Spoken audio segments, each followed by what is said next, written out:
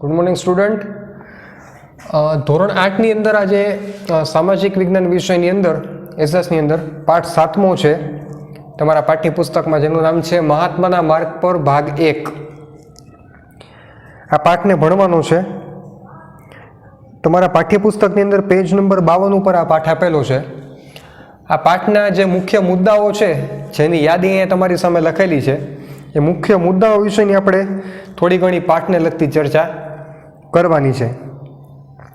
તો page number 52 ઉપર પાઠ 7મો મહાત્માના માર્ગ પર ભાગ 1. સૌથી પહેલો જે પોઈન્ટ છે એ છે ગાંધીજીની દક્ષિણ આફ્રિકામાં સત્યાગ્રહની લડત, એના વિશેની વાત છે. તો ગાંધીજી છે એ દક્ષિણ આફ્રિકા શેના માટે ગયા હતા? બેરિસ્ટરની પદવી પ્રાપ્ત કરવા, વકીલાતની પદવી પ્રાપ્ત કરવા માટે દક્ષિણ આફ્રિકા ગયા હતા. પણ ત્યાં જઈને એમણે જોયું કે ત્યાંના જે લોકો છે, મૂળ વતનીઓ છે, જે દક્ષિણ આફ્રિકાના મૂળ વતનીઓ છે, તેને જે વિદેશી લોકો છે, જે અંગ્રેજો છે, જે ગોરા લોકો છે, તેમને પરાધીન બનાવી દીધા છે. બીજા પરાધીન હોય તેવા બનાવી દીધા છે અને પોતે દેશના માલિક હોય એવું વર્તન કરે છે. એવી રીતે વિદેશીઓની સરખામણીમાં જે ભારતીયો ત્યાં જે રહેતા હતા, એમને વિદેશોની સરખામણીઓમાં જે હક મળતા હતા ભોગવવા, એ પ્રમાણમાં ઓછા હક ભોગવવા મળતા હતા. એટલે આ અન્યાય અને અપમાનનો સામનો કરવા માટે ગાંધીજીએ એક લડતની શરૂઆત કરી અને તેના માટે તેમણે સત્ય અને અહિંસા નામના 2 મૂળભૂત તત્વો જેની મદદથી આ લડતની શરૂઆત કરી. અને એ જે લડત હતી, એ લડતને નામ આપ્યું છે સત્યાગ્રહ. સત્યાગ્રહ એટલે હંમેશા સત્યનો જ આગ્રહ રાખવો. આવા પ્રકારની એક એમણે લડતની શરૂઆત કરી. પછી એ લડતમાં 1915ની અંદર એમને સફળતા મળી અને 46 વર્ષની ઉંમરે ગાંધીજી એ લડત પૂર્ણ કરી અને ભારત પરત આવ્યા. હવે દક્ષિણ આફ્રિકામાં જે રંગભેદની નીતિના કારણે જે વ્યક્તિઓની ચામડીઓના રંગના આધારે જે ભેદભાવ રાખવામાં આવતો હતો, એના વિશે એના માટે થઈને ગાંધીજીએ જે લડત લડી, એ લડત સફળ થઈ અને એ લડતના કારણે ગાંધીજીને ખૂબ પ્રસિદ્ધિ પ્રાપ્ત થઈ. વિશ્વભરમાં એમની ઓળખાણ વધી ગઈ. આંતરરાષ્ટ્રીય સ્તરે લોકો ગાંધીજીને ઓળખવા લાગ્યા. ત્યાર પછી ગાંધીજી જ્યારે દક્ષિણ આફ્રિકાથી ભારત પરત આવ્યા ત્યારે બોમ્બેની અંદર એપોલો નામના બંદર પાસે તેમનું સ્વાગત થયું. ત્યાર પછી એમણે 1 વર્ષ માટે ભારત ભ્રમણ કરેલું, જેની મદદથી ભારતમાં કઈ કઈ પ્રકારની મુશ્કેલીઓ છે, એનું સમાધાન શું શોધી શકાય અને પાયારૂપ જરૂરિયાતો લોકોને કઈ પડે છે, એના વિશેની એમને જાણકારી મળે. એટલે ગાંધીજીએ 25મી મેના રોજ 1915ના દિવસે અમદાવાદના કોચરબ નામના ગામની અંદર એક આશ્રમની સ્થાપના કરી, જેનું નામ હતું સત્યાગ્રહ આશ્રમ, કોચરબ નામના સ્થળે. એના 1 જ વર્ષ બાદ તેમણે સાબરમતી નદીના કિનારે એ આશ્રમને શિફ્ટ કરી દીધો અને ત્યાં એ આશ્રમ સ્થાપી દીધો. ત્યાર પછી સાબરમતી નદીના કિનારે આશ્રમ ત્યાં સ્થપાયેલો રહ્યો. આ રીતે દક્ષિણ આફ્રિકાની લડતથી ગાંધીજીને ખૂબ પ્રસિદ્ધિ પ્રાપ્ત થઈ. પછી જ્યારે ગાંધીજી ભારત આવેલા હતા ત્યારે પહેલાથી જ ગાંધીજીના આવ્યા પહેલાથી જ અંગ્રેજોનું શાસન ભારત દેશ ઉપર હતું. એટલે ત્યાર પછી ગાંધીજીએ ચંપારણ સત્યાગ્રહની શરૂઆત કરી. ચંપારણ સત્યાગ્રહ 1917ની સાલમાં થયો હતો. એના વિશેની થોડી ઘણી વાત કરીએ. નેપાળ પાસે બિહાર નામનું રાજ્ય છે, નેપાળની નજીક, ત્યાં ચંપારણ નામનો પ્રદેશ છે. એ પ્રદેશની અંદર આંબાવાડિયા નામની એક વનસ્પતિ થાય છે, જેની મદદથી ગળી બનાવી શકાય, આંબાવાડિયા. યુરોપિયન જમીનદારો જે હતા તેમણે ત્યાંના જે ખેડૂતો હતા તેમની પાસે ફરજિયાત ગળીનું વાવેતર કરાવેલું અને એ ઉત્પાદન સસ્તી કિંમતે ખેડૂતોને વેચવાની ફરજ પાડેલી હતી કે તમારે આ ઉત્પાદનને એકદમ સસ્તી કિંમતે જ વેચવાનું. ત્યાર પછી રાજકુમાર શુક્લના આગ્રહથી ગાંધીજીએ એના વિશે તપાસ કરવાની શરૂઆત કરી. પણ તપાસ શરૂ થાય ત્યાં પહેલા ગાંધીજીને ચંપારણને છોડીને તાત્કાલિક ત્યાંથી જવાનું ઓર્ડર આપી દેવામાં આવ્યો. ત્યાંના મેજિસ્ટ્રેટ હતા, તેમણે ગાંધીજીને તાત્કાલિક ચંપારણ છોડી દેવા માટેનો હુકમ કરેલો હતો. પણ ગાંધીજીએ ખેડૂતોની મુશ્કેલીઓ જે હતી એ સરકાર તરફ રજૂ કરી, સરકાર સમક્ષ રજૂ કરી, કારણ કે પોતે એક વકીલ હતા. એટલે ખેડૂતોની મુશ્કેલીઓ સરકાર સમક્ષ રજૂ કરી અને ચંપારણના મોતીહારી ગામમાં રહીને ગાંધીજીએ આ પ્રથા સામે લડત ચલાવી કે ઉત્પાદનને સસ્તા ભાવે વેચવું ખેડૂતોને પોસાય નહીં. છેવટે આ લડતના અંતે આ સત્યાગ્રહ સફળ થયો. ત્યાર પછી 1917 અને 18ની સાલમાં જ ખેડા સત્યાગ્રહની ગાંધીજીએ શરૂઆત કરી. 1917માં ખેડા જિલ્લામાં જે તે વખતે ખૂબ જ વરસાદ હતો, જેના કારણે અતિવૃષ્ટિ થઈ અને પાક નાશ પામ્યો. ઉગેલો જે પાક હતો તે નાશ પામ્યો. તેમ છતાં જે સરકાર છે એ ખેડૂતો પાસેથી મહેસૂલ તો વસૂલ કરતી જ હતી. ખેડૂતો પાસેથી સરકારે ખરેખર એ વખતનો એ વર્ષનો જે મહેસૂલી દર હતો, જેને આપણે અત્યારે ટેક્સ કહીએ છીએ, એ ટેક્સ તે વખતની સરકાર ખેડૂતો પાસે લેતી જ હતી. ખરેખર અતિવૃષ્ટિના કારણે ખેડૂતો એ ટેક્સ ભરી શકે એમ ન હતા, એ સરકારને ખબર હતી, છતાં પણ ખેડૂતો પાસેથી એ ટેક્સ લેવાનું સરકારે નક્કી કર્યું. પણ ગાંધીજીએ ખેડૂતોને કહ્યું કે સરકાર આપણી માગણી ન સ્વીકારે તો આપણે મહેસૂલ ભરવાનું નથી. ખેડૂતોની જે અમુક માગણીઓ હતી, જે સરકાર તરફ હતી, સરકાર પ્રત્યે હતી, તે માગણીઓ જ્યાં સુધી સંતોષાય નહીં, એ માગણીઓનું જ્યાં સુધી સમાધાન ન આવે ત્યાં સુધી આપણે કોઈએ મહેસૂલ ભરવાનું છે નહીં, તેવું ગાંધીજીએ ખેડૂતોને કીધેલું હતું. એ જ વખતે બરોબર ગાંધીજીની આ બધી વાતો સાંભળીને સરદાર વલ્લભભાઈ પટેલ પોતાની વકીલાત છોડી અને એમણે પણ આ આંદોલનમાં ઝંપલાવી દીધું. એ પણ આ આંદોલનમાં ખેડા સત્યાગ્રહમાં સાથે જોડાઈ ગયા. અને ગાંધીજીએ એવું નક્કી કરેલું હતું કે જે ખૂબ જ ખરાબ પરિસ્થિતિવાળા ખેડૂતો છે એ ટેક્સ નહીં ભરે, પણ જે એમનો ટેક્સ માફ કરવામાં આવે અને જે સારી પરિસ્થિતિવાળા, જેની આર્થિક સ્થિતિ પ્રમાણમાં થોડી ઘણી સારી છે, તે લોકો આ જે તમારો ટેક્સ છે એ ભરી આપશે.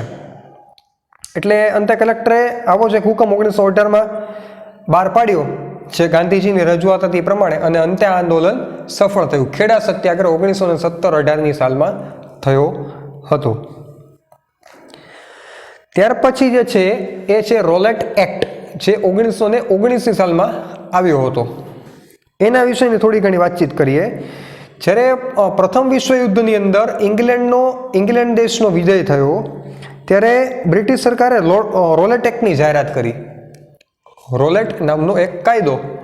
એ કાયદાની અંદર શું હતું કે કાયદાની જોગવાઈ એવી હતી કે કોઈ પણ વ્યક્તિની ધરપકડ કારણ વિના કરી શકાય, અને બીજું, ખાસ અદાલતમાં કામ ચલાવી તેને સજા કરી શકાય તેવી જોગવાઈ હતી. કોઈ પણ વ્યક્તિને કાંઈ પણ કીધા વગર તેની ધરપકડ કરી શકાય.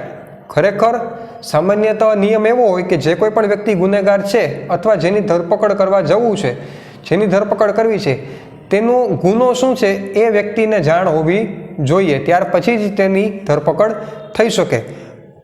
પણ આ કાયદાની અંદર એવી જોગવાઈ હતી કે કોઈ પણ વ્યક્તિને કાંઈ પણ કહેવાની જરૂર નથી. એને જાણ કર્યા વગર, એનો ગુનો શું છે એને જણાવ્યા વગર એની ધરપકડ ગમે ત્યારે થઈ શકે છે. હવે આ કાયદાથી શું થાય કે સામાન્ય મનુષ્યો છે, સામાન્ય માનવી છે, એમના જે મૂળભૂત અધિકારો છે એનું જોખમ આવે. એના જે મૂળભૂત અધિકારો હોય એ એને મળે નહીં. અને પોલીસ જે છે, પોલીસના જે અધિકારીઓ હોય, જે પ્રશાસનના જે અધિકારીઓ હોય, એમની તાકાત આ કાયદાને કારણે વધી જાય. તેથી લોકોએ આ કાયદાનો વિરોધ કર્યો પૂરેપૂરો, અને ગાંધીજીએ આ રોલેટ એક્ટને કાળો કાયદો તરીકે ઓળખાવ્યો છે. પ્રશ્ન પૂછાઈ શકે કે કાળો કાયદો એટલે શું, અથવા કાળો કાયદો કોને કહેવાય, કાળા કાયદાને બીજા કયા નામથી ઓળખી શકાય? તો એનો જવાબ આવે રોલેટ એક્ટ. બરાબર. રોલેટ એક્ટ જે છે એ આખા દેશનો બ્રિટિશ સામ્રાજ્ય સામે સૌથી પહેલો સંઘર્ષ હતો. ખેડા સત્યાગ્રહ છે એ પણ ગુજરાત પૂરતો મર્યાદિત હતો. ચંપારણ સત્યાગ્રહ છે એ પણ ચંપારણ પૂરતો મર્યાદિત હતો. પણ આ જે રોલેટ એક્ટ છે, જે આખા દેશના નાગરિકોને લાગુ પડતો હતો, અને એનો વિરોધ કરવાના કારણે આ જે રોલેટ એક્ટનો જે વિરોધ હતો એ આખા દેશને લાગુ પડતો હતો. એટલે બ્રિટિશ સરકાર સામેનો સૌથી પહેલો સંઘર્ષ જે છે એ રોલેટ એક્ટ દ્વારા શરૂ થયો હતો. ત્યાર પછી છે જલિયાવાલા બાગ નરસંહાર. જલિયાવાલા બાગનો જે હત્યાકાંડ છે એ 1919માં જ થયો હતો. એની અંદર 30 માર્ચ અને 6 એપ્રિલ 1919ના રોજ રોલેટ એક્ટના વિરોધમાં પંજાબની અંદર લોકોએ હડતાલ પાડી. પણ પંજાબના અમૃતસર શહેરની અંદર આ પરિસ્થિતિ હડતાલની જે હતી થોડી જે વિરોધ હતો એ થોડો ઉગ્ર થઈ ગયો, જે પરિસ્થિતિ કાબૂની બહાર જતી રહી, જેના કારણે ત્યાં લશ્કરને ઠલવવામાં આવ્યું, લશ્કરને ત્યાં મોકલવામાં આવ્યું. અને 13મી એપ્રિલ વૈશાખીના દિવસે જલિયાવાલા બાગ નામની અમૃતસરમાં જગ્યા છે, ત્યાં જે શહીદો હતા, આ રોલેટ એક્ટના વિરોધમાં જે શહીદો થયા હતા એ શહીદોને અંજલિ આપવા, અને એ શહીદોમાં બીજા નેતાઓ પણ હતા જેનું નામ ડૉક્ટર સત્યપાલ અને ડૉક્ટર કિચલુ છે. એમની ધરપકડના વિરોધમાં એ શહીદોના જે શ્રદ્ધાંજલિ આપવાની હતી એના વિરોધની અંદર જે કાર્યો થતા હતા એમાં ડૉક્ટર સત્યપાલ અને ડૉક્ટર કિચલુ જે પ્રવૃત્તિઓ કરતા હતા તેથી તેની ધરપકડ કરેલી હતી. આ ધરપકડના વિરોધમાં અને રોલેટ એક્ટના જે શહીદો હતા એની શ્રદ્ધાંજલિ આપવાના વિરોધમાં જલિયાવાલા બાગની અંદર ઘણા બધા લોકો એક સાથે ભેગા થયા હતા. અંદાજે 10,000 જેટલા લોકો એક જગ્યાએ એક સ્થળે જલિયાવાલા બાગમાં ભેગા થયા હતા.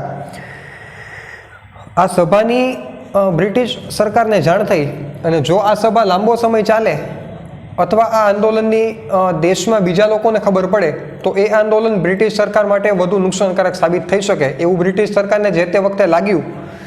એટલે બ્રિટિશ સરકારે જનરલ ડાયર નામના એક એમના અધિકારીને લશ્કરની ટુકડી સાથે જલિયાવાલા બાગ પાસે મોકલી દીધા, જેની પાસે ભારે માત્રામાં શસ્ત્રો પણ હતા. જલિયાવાલા બાગની જે જગ્યા છે એ એવી જગ્યા હતી કે તેમાં અંદરથી કે બહાર જવા માટે કે બહારથી અંદર જવા માટે એક જ પ્રવેશ દ્વાર હતું, અને આજુબાજુમાં બધે ઊંચી દિવાલો કરેલી હતી. એટલે બહાર કોઈને નીકળવું હોય કે અંદર કોઈને આવવું હોય તો તેના માટે એક જ પ્રવેશ દ્વાર આપેલું હતું. હવે જનરલ ડાયર જે છે એમણે પોતાના સૈનિકો અને લશ્કરો સાથે અને હથિયારો સાથે એ પ્રવેશ દ્વાર ઉપર કબજો કરી લીધો, અને ત્યાં પોતાના લશ્કરના જે સૈનિકો હતા તેમને સ્થાપિત કરી દીધા. અને દિવાલો પરથી ઊંચી દિવાલો પરથી અને પ્રવેશ દ્વાર પરથી સૈનિકોએ ગોળીબાર શરૂ કરી દીધો. અને એ ગોળીબાર ત્યાં સુધી ચાલ્યો કે જ્યાં સુધી એમની પાસે જે સૈનિકોની જે હથિયારોની જે ક્ષમતા હતી એ પૂરી ન થઈ ગઈ. હથિયારોનો જે જથ્થો હતો, જે દારૂગોળો ને બધું હતું એ પૂરું ન થઈ ગયું ત્યાં સુધી એ લોકોએ જે અંદર જે નિર્દોષ માણસો હતા તેના ઉપર અત્યાચાર કરેલો હતો. ત્યાર પછી આ નરસંહાર વિશે સરકાર દ્વારા આંકડા જાહેર કરવામાં આવ્યા કે 379 લોકોના મૃત્યુ થયા અને 1200 લોકો ઘાયલ થયા. પણ હકીકત કંઈક એનાથી અલગ જ હતી. ઘણા જ બધા લોકોનું મૃત્યુ થયું હતું અને અસંખ્ય લોકો એમાંથી ઘાયલ થયા હતા. એવું માનવામાં આવે છે કે આ ઘટના જ્યારે ગાંધીજીને ખબર પડી ત્યારથી જ ગાંધીજીને અંગ્રેજ સરકાર તરફ એક પણ પ્રકારનો લેશ માત્ર પણ વિશ્વાસ રહ્યો નહીં. એમને અંગ્રેજ સરકાર પ્રત્યે વિશ્વાસ હતો, એ વિશ્વાસ હવે એની પાસે રહ્યો નથી. ત્યાર પછી જે છે એ પેજ નંબર 56 ઉપર એક ખિલાફત આંદોલન છે, જે આમાં પોઈન્ટ મેં લખેલો નથી પણ છતાં પણ થોડું ઘણી તમને માહિતીના વિશે આપી દઉં છું. ખિલાફત આંદોલન છે એ પ્રથમ વિશ્વયુદ્ધને સંલગ્ન એક ઘટના છે. જ્યારે પ્રથમ વિશ્વયુદ્ધમાં મિત્ર રાજ્યોનો વિજય થયો અને તુર્કી નામનો દેશ છે એમની પરાજય થઈ અને મિત્ર રાજ્યોએ તુર્કી સાથે સંધિ કરવાની શરૂઆત કરી. સંધિ એટલે એને ઇંગ્લિશમાં મ્યુચ્યુઅલ અન્ડરસ્ટેન્ડિંગ કહેવાય. સંધિ એટલે કોઈ એવો એક ઠરાવ, એવો એક કરાર કે જે બંને દેશો એકબીજાથી સહમત રહે. એનાથી એવા નિયમોની રચના કે જે નિયમો બંને દેશો એકબીજા સાથે હંમેશા પાળે. તો એવી સંધિ જે મિત્ર રાષ્ટ્રો હતા તેમણે પરાજિત તુર્કી જે રાષ્ટ્ર હતું તેમની સાથે કરી. આ સંધિની શરતો જે હતી એ તુર્કી નામના દેશ માટે થોડી કડક અને અન્યાયપૂર્ણ હતી. તે વખતના તુર્કીના સુલતાન એ ઇસ્લામ ધર્મના ખલીફા હતા. ખલીફા એટલે કોઈ પણ એ જે તે ધર્મના ધાર્મિક વડા, જેને ખલીફા કહેવાય, એ ઇસ્લામ ધર્મના તે વખતના ખલીફા હતા. અને સંધિ મુજબ તેનું ખલીફા પદ રદ કરવામાં આવ્યું હતું. એ ધાર્મિક વડા છે તેવું હવે એ દેશમાં કોઈ જ માનશે નહીં એવું એ સંધિમાં લખેલું હતું. તેથી ખલીફા પદ એમનું જે હતું એ નાબૂદ કરવામાં આવ્યું હતું, રદ કરવામાં આવ્યું હતું. આ સંધિના વિરોધમાં જે આંદોલન થયું ભારત દેશની અંદર એને ખલીફા આંદોલન તરીકે ઓળખાય છે. મૌલાના શૌકત અલી અને મૌલાના મોહમ્મદ અલી નામના બે ભાઈઓ હતા જેને અલીભાઈઓ તરીકે પણ ઓળખાય છે. એ બંને ભાઈઓએ આ આંદોલનની શરૂઆત કરી હતી. તે આંદોલનના મુખ્ય નેતાઓ હતા. ત્યાર પછી છે એ છે અસહકાર આંદોલન, જે 1920 અને 21ની સાલમાં થયું હતું. અસહકાર આંદોલનની અંદર કંઈક બાબત એવી હતી કે ગાંધીજીનું માનવું એવું હતું કે 1909માં જે હિન્દ સ્વરાજ નામનું પુસ્તક પ્રગટ થાય છે એમાં ગાંધીજીનો એક લેખ હતો. એમાં ગાંધીજીએ એવું લખેલું હતું કે અંગ્રેજ સરકારની જે અત્યારે બ્રિટિશ સરકારનો જે શાસન આપણા દેશ ઉપર જે સ્થપાયેલું છે એ ભારતીયોના સહયોગથી જ સ્થપાયેલું છે. જે ભારતીયોએ તમને સહયોગ કરેલો છે એ સહયોગના કારણે જ આ જે બ્રિટિશ શાસન છે એ આપણા દેશમાં અત્યારે સ્થપાયેલું છે અને પ્રમાણમાં ધીરે ધીરે કરતું વિસ્તાર પામે છે. હવે જો આ સહયોગને નાબૂદ કરી દેવામાં આવે, જો આ સહયોગને પાછો ખેંચી લેવામાં આવે તો એક જ વર્ષની અંદર આ બ્રિટિશ શાસન છે એ સમાપ્ત થઈ જાય અને આપણા દેશની અંદર પાછું સ્વરાજ સ્થપાઈ શકે. એટલે અસહકારના વિચાર પર ગાંધીજી આંદોલન શરૂ કર્યું, જેના મુખ્યત્વે બે પાસા હતા.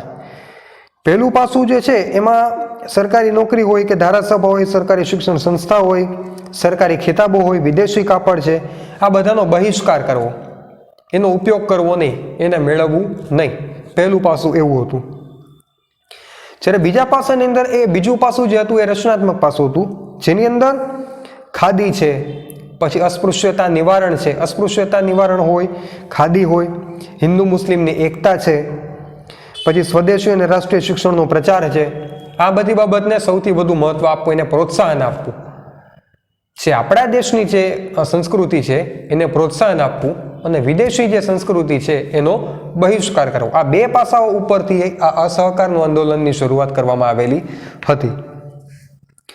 અસહકાર આંદોલનની શરૂઆત સમયે ગાંધીજી કેસરી હિન્દની ઉપાધિ જેમને મળેલી હતી એ કેસરી હિન્દની ઉપાધિને છોડી દીધેલી હતી અને 1921-22ની અંદર આ સત્યાગ્રહને પ્રમાણમાં વધારે વેગ મળ્યો. ત્યાર પછી 1922માં જ્યારે ખેડૂતોના એક ટોળાએ ગોરખપુર જિલ્લામાં, ઉત્તર પ્રદેશના ગોરખપુર જિલ્લામાં ચોરાચોરી નામનું એક નાનું ગામ છે ત્યાંના પોલીસ સ્ટેશન ઉપર હુમલો કરી ત્યાં આગ લગાડી અને ત્યાં પોલીસના 22 જવાનોને સળગી ગયા ખેડૂતોના આંદોલનના કારણે. ખેડૂતોના ટોળાએ જે હુમલો કરેલો હતો તેના કારણે. આ ઘટનાથી ગાંધીજી ખૂબ દુઃખી હતા. ગાંધીજીનો મુખ્ય હેતુ હતો કે કોઈ પણ વ્યક્તિને હિંસા પહોંચાડે વગર જ તમારા માર્ગને તમારે પ્રશસ્ત કરવો, એટલે તમારા માર્ગ ઉપર તમારે આગળ વધવું, તમારા લક્ષ્ય પર આગળ વધવું. જે સ્વરાજનો જે મુખ્ય હેતુ હતો એ ક્યારે પ્રાપ્ત થઈ શકે? માત્ર ને માત્ર અહિંસા અને સત્યના માર્ગ પર ચાલીને જ. આવું ગાંધીજીનું માનવું હતું. પણ આ ખેડૂતોએ જે ભૂલ કરી, જે ઘટના થઈ ઉત્તર પ્રદેશના ચૌરાચોરી ગામની અંદર, એક પોલીસ સ્ટેશનને સળગાવી દીધું, જેની અંદર 22 પોલીસના જવાનો હતા અને 22 પોલીસના જવાનો બળીને સળગીને તેમાં મૃત્યુ પામેલા હતા. તેથી ગાંધીજી આ અસહકાર આંદોલન જે છે એ એકાએક પાછું ખેંચી લીધું ત્યાંથી ને ત્યાંથી જ. હવે અસહકાર આંદોલન સમાપ્ત થઈ ગયું એટલે ગાંધીજીએ ગ્રામીણ વિસ્તારમાં રચનાત્મક કાર્ય કરવા પર ધ્યાન દીધું. નાના નાના ગામડાઓ છે એની જે સંસ્કૃતિ છે, એની જે રચનાત્મક કલાઓ છે એના ઉપર ધ્યાન દેવાની શરૂઆત ગાંધીજીએ કરી. અને આ સામાજિક કાર્યોના વળતર રૂપે ગાંધીજીને લોકોનો પ્રતિસાદ પણ ઘણો બધો મળ્યો. રાષ્ટ્રીય સ્વયંસેવક સંઘ એની સ્થાપના પણ આ જ સમયમાં કરવામાં આવેલી હતી. ત્યાર પછી જે છે પેજ નંબર 58 ઉપર, અને અહીંયા એક પોઈન્ટ છે એ છે સાયમન કમિશન, જે 1927માં ઘટના બનેલી હતી. હવે સાયમન કમિશન એટલે શું છે કે ઇંગ્લેન્ડમાં બેઠેલી બ્રિટિશ સરકાર જે છે એમણે સાયમન નામના વ્યક્તિની અધ્યક્ષતામાં, એક બ્રિટિશ અધિકારી હતા, તેની અધ્યક્ષતામાં એક કમિશન ભારત મોકલેલું હતું 1927માં. એક કમિટી ભારતમાં મોકલેલી હતી. હવે આ કમિટીનું કામ શું હતું કે આ આયોગને ભારતના રાજકીય જીવનના ભવિષ્યનો નિર્ણય કરવાનો હતો. ભારતનું રાજકીય અર્થતંત્ર કેવું હશે અને કેવું હોવું જોઈએ તેનો નિર્ણય કરવાનો હતો આ સાયમન કમિશને, જેના માટે સાયમન નામનો અધિકારી ઇંગ્લેન્ડથી મોકલવામાં આવેલો હતો. પણ આ કમિશનની અંદર, આ કમિટીની અંદર ભારતનો એક પણ પ્રતિનિધિ હતો નહીં, જેથી આ નિર્ણયનો ભારતમાં ખૂબ જ અસંતોષ પેદા થયો આ નિર્ણયથી, ભારતના એક પણ પ્રતિનિધિ ન હોવાના કારણે. અને બધા જ રાજકીય સંગઠનોને સાયમન કમિશનનો બહિષ્કાર કરવાનો નિર્ણય લઈ લીધો કે આ કમિશનનો રાજકીય અર્થતંત્રને મજબૂત બનાવવામાં કોઈ પણ ભાગીદારી ભોગવવામાં આવશે નહીં. અને એના જે પ્રદર્શનકારીઓ હતા એમનો નારો જે હતો એ તમારી બુકમાં લખેલું છે 58 નંબરના પેજ ઉપર, સાયમન ગો બેક, એટલે સાયમન પાછો જતો રહે. ત્યાર પછી આ સાયમન કમિશનને નાબૂદ કરવામાં આવ્યું અને સાયમન અને તેમના જે કમિટીના જે બીજા જે સભ્યો હતા તેમને પરત ઇંગ્લેન્ડ મોકલી દેવામાં આવ્યા. ત્યાર પછી જે છે એ 1928ની અંદર બારડોલી સત્યાગ્રહ છે 1928માં થયો હતો. સુરત પાસેના બારડોલી ગામની અંદર અંગ્રેજ સરકારે ખેડૂતો પર કરવેરામાં 22% વધારો કરી દીધો એક સાથે. એમનો જે ટેક્સ હતો એ ટેક્સમાં 22% એક સાથે વધારો કરી દીધો. જે ખેડા સત્યાગ્રહમાં આપણે વાત થઈ હતી એને જ મળતી આ ઘટના થોડી ઘણી છે. ખેડા સત્યાગ્રહમાં પણ ખેડૂતો ઉપર મુશ્કેલીઓ આવી હતી અને બારડોલી સત્યાગ્રહમાં પણ કંઈક એવું જ થાય છે. અંગ્રેજ સરકારે ખેડૂતો પર 22%નો ટેક્સ વધારી દીધો બારડોલી સત્યાગ્રહમાં. એટલે ખેડૂતોએ સરકારને રજૂઆત કરી પણ સરકાર એમની વાત માની નહીં અને છેવટે ખેડૂતોએ સત્યાગ્રહ કરવાનું નક્કી કર્યું અને વલ્લભભાઈ પટેલે આ આંદોલનની આગેવાની લીધી. એમનું નેતૃત્વ કોણે કરેલું હતું બારડોલી સત્યાગ્રહનું? વલ્લભભાઈ પટેલે. પછી અંતે અંગ્રેજ સરકારે વલ્લભભાઈને પૂના બોલાવ્યા. મુંબઈ શહેરનું, તે વખતે મહારાષ્ટ્ર શહેરનું જે પાટનગર હતું એ પૂના હતું. તો અંગ્રેજ સરકારે વલ્લભભાઈ પટેલને પૂના બોલાવ્યા આ બાબત ઉપર ચર્ચા કરવા માટે અને ખેડૂતના પ્રતિનિધિઓની હાજરીમાં ન્યાયપૂર્ણ મહેસૂલ નક્કી કરવામાં આવ્યું કે જે 22% વધારો હતો એના બદલે જે ન્યાયપૂર્ણ મહેસૂલ હતું, જે ન્યાયપૂર્ણ ટેક્સ હતો, જે ન્યાયપૂર્ણ કર હતો એ ખેડૂતોના પ્રતિનિધિઓની હાજરીમાં જ વલ્લભભાઈ પટેલની આગેવાનીમાં અંગ્રેજ સરકાર દ્વારા નક્કી કરવામાં આવ્યું. આ રીતે બારડોલી સત્યાગ્રહ સફળ થયો. ત્યાર પછી છે એ જે ઘટના છે નહેરુ અહેવાલ, એ પણ 1928માં શરૂ થઈ હતી. ભારતના બધા રાજકીય પક્ષના પ્રતિનિધિઓએ એક સર્વપક્ષીય પરિષદ બનાવી. બધા જ પક્ષના એક પ્રતિનિધિઓ ભેગા થયા જે 1928માં દિલ્હી ખાતે, ફેબ્રુઆરી મહિનામાં દિલ્હી ખાતે 1928માં ભેગા થયા હતા. શેના માટે? ભારતનું બંધારણ ઘડવા મોતીલાલ નહેરુને અધ્યક્ષપદે આ સમિતિ બનાવવામાં આવી હતી. તેણે બધા જ પક્ષોને અનુકૂળ આવે તેવો બંધારણીય મુસદ્દો તૈયાર કર્યો. બધા જ પક્ષો એક સાથે સહમત થઈ અને ભારતના બંધારણને બનાવી શકે અને એની રચના કરી શકે એના માટે સર્વપક્ષીય પરિષદ, જેના અધિકારી પદે, જેના અધ્યક્ષ પદે મોતીલાલ નહેરુને નિયુક્ત કરવામાં આવેલા હતા, જેને નહેરુ અહેવાલ તરીકે આપણે અત્યારે ઓળખીએ છીએ. પરંતુ મુસ્લિમ લીગની અસંમતિના કારણે સરકારે તેનો અસ્વીકાર કર્યો. જે મુસ્લિમ ધર્મના લોકો હતા તેમના મનમાં એક એવી બીક હતી અથવા એવી એક શંકા હતી કે એક એવો ભાવ હતો કે ભારત છે એ હિન્દુ રાષ્ટ્ર છે એટલે મુસ્લિમોને જે હક અને અધિકારો મળવા જોઈએ એ કદાચ નહીં મળે અને ભવિષ્યમાં મુસ્લિમ ધર્મને આ દેશની અંદર ખૂબ જોખમ બની શકે. એટલે મુસ્લિમ ધર્મની અસહમતિના કારણે સરકારે આ નહેરુ અહેવાલનો અસ્વીકાર કરી દીધો હતો. ત્યાર પછી જે છે એ પૂર્ણ સ્વરાજનો ઠરાવ છે જે 1929માં બનાવવામાં આવેલો હતો. હવે આ પૂર્ણ સ્વરાજના ઠરાવની અંદર શું હતું? નહેરુ જે અહેવાલ હતો, નહેરુ રિપોર્ટ હતો, તેના નહેરુ રિપોર્ટના અનુસંધાને જે સ્થાનિક સ્વરાજનો જે મુદ્દો હતો એના વિવાદને ઉકેલવા માટે સરકારને અપાયેલી મુદત પૂરી થતી હોવાથી કોંગ્રેસે લાહોર મુકામે જવાહરલાલ નહેરુની અધ્યક્ષતામાં અધિવેશન બોલાવેલું હતું, જેના અધ્યક્ષ જવાહરલાલ નહેરુ હતા.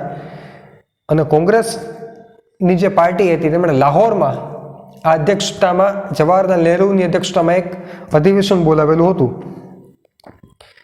વિવાદને ઉકેલવા માટે જે સરકારને ડેડલાઇન આપેલી હતી, જે મુદત આપેલી હતી, એ મુદત પૂરી થવાની હતી.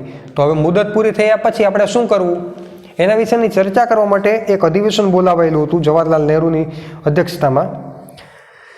પણ સરકારનો કોઈ પ્રતિસાદ ન મળતા રાવી નદીના તટે મળેલ આ અધિવેશનને પૂર્ણ સ્વરાજ અંગેનો ઠરાવ પસાર કર્યો હતો.